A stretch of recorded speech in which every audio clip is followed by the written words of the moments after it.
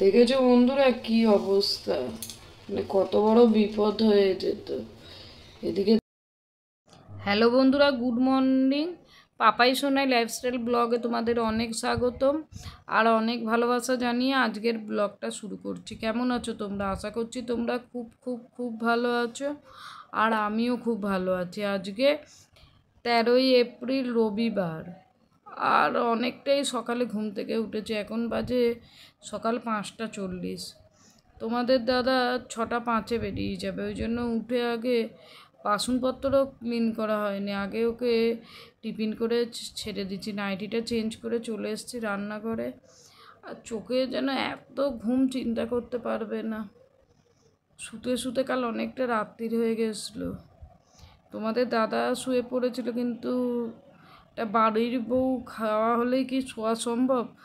এঁটো কাটা তোলা থাকে, বাসনপত্র গুছোনো থাকে, মানে অনেকটা একটার সময় শুয়েছি। আর 5টা 40-এ উঠে যেন চোখটা প্রচণ্ড পরিমাণে ভারী লাগছে, বুঝলে বন্ধুরা।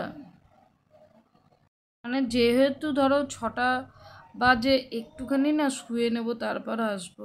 টিফিনটা করে মানে দাঁড়াতে পারছি না। সে যেন কি অবস্থা, তোমরা না বললে বিশ্বাস করবে না। শুধু তোমাদের দাদার টিফিনটা করব বলে উঠেছে। এত সকালে বেরোচ্ছে বলো না, মানুষটা ঘরের খাবার নিয়ে যাবে না, সেই জন্যই উঠলাম।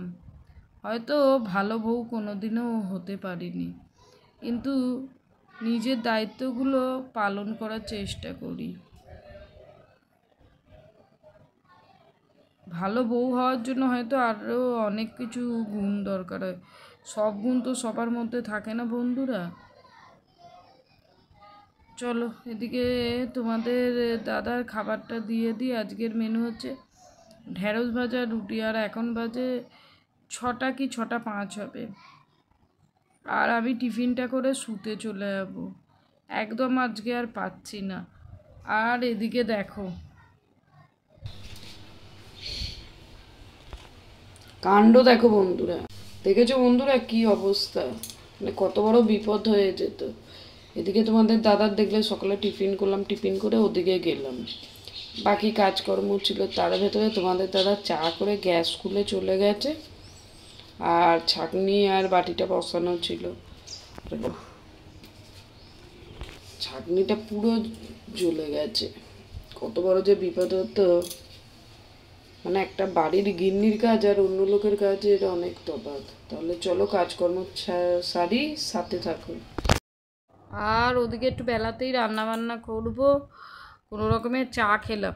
দেখো ছাঁকনিটা জ্বলে গেছে, এটা কিন্তু বড় ব্যাপার না, এর থেকেও বড় অ্যাক্সিডেন্ট হতে পারতো। ও কি অবস্থা, টিফিনটা করে গিয়ে একটু জাস্ট চোখটা বুজে আধ ঘন্টার মতো শুতে গেছি জানো। এত চোখটা যে পরিমাণে ভারী হয়ে গেছে, অনেক রাতে শুয়ে মানে সকালে ওঠা হয়েছে, তো তাকাতেই পারছিলাম না। ওই জন্য ভগবানকে বলি, ভগবান আমার শরীরটা তুমি ঠিক রেখো, আমাকে শক্তি দাও ভগবান, কারোর সাহায্য চাই না, এমন শক্তি দাও যেন সব কাজ আমি একাই করতে পারি। এক কথায় যাকে বলে কবিগুরুর ভাষায়, বিপদে মোরে রক্ষা করো, এ নয় মোর প্রার্থনা, বিপদে আমি না যেন করি ভয়। আর আজকে ইচ্ছে ছিল একটু মন্দিরে যাব, কিন্তু ওই যে ঘুম যে কি জিনিস বন্ধুরা, কি বলো তো, হেঁটে যে মন্দিরে যাব সেই শক্তিটুকুই নেই। বড় ছেলেকে বলেছি, বড় ছেলে দিয়ে আসবে পুজোটা। চলো এদিকে ঘরের পুজোটা সারলাম। আর আমাদের এখানে কি বলো তো, মন্দিরে দই মিষ্টি ফল দিয়ে পুজো দেয়। চলো ওদিকে ছেলে পুজো দিতে গেছে, আমি একটু নিজেকে পরিষ্কার পরিচ্ছন্ন মানে গোছ করি। আমার গোছ মানে হচ্ছে স্নান করে উঠে মাথা আঁচড়ানো, সিঁদুর পরা, এইটুকুই এইটুকুই মানে নিজেকে পরিপাটি করে রাখি। ওই গুছিয়ে পরিপাটি কোনো দিন অত সাজগোজের দিকে ন্যাক ছিল না, এক কথায় যাকে বলে।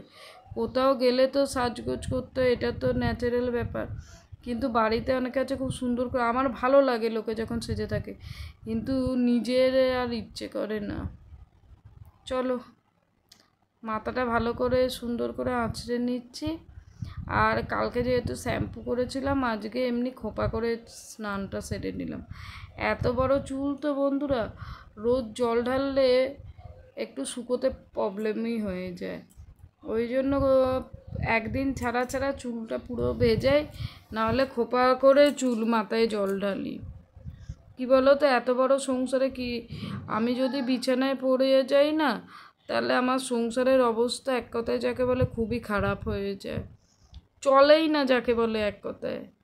এক কাপ চা করে মুখে ধরার মতো লোক নেই জানো, এমন অবস্থা।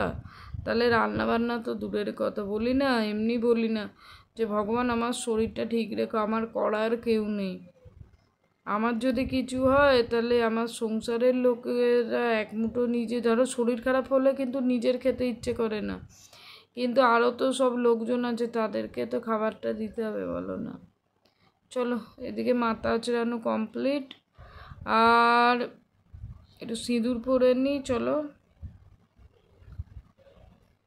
আরে প্রচণ্ড ঘুম পাচ্ছে এলো, মানে কি হয়েছে এই কদিন ঘুম ঘুম করে বলতেও তোমাদের খারাপ লাগে, মনে হচ্ছে গিয়ে শুয়ে পড়ি, কিন্তু এখন শুলে হবে না, এখন রান্না বান্না হয়নি, ভাত করব, মাছের ঝোল হবে, একটা চচ্চড়ি হবে, না হলে নিম বেগুন হবে, গরমে যে হালকা পাতলা রান্না, না হলে কিছুটা ভাতে দেওয়া হবে মাছের ঝোলের সঙ্গে।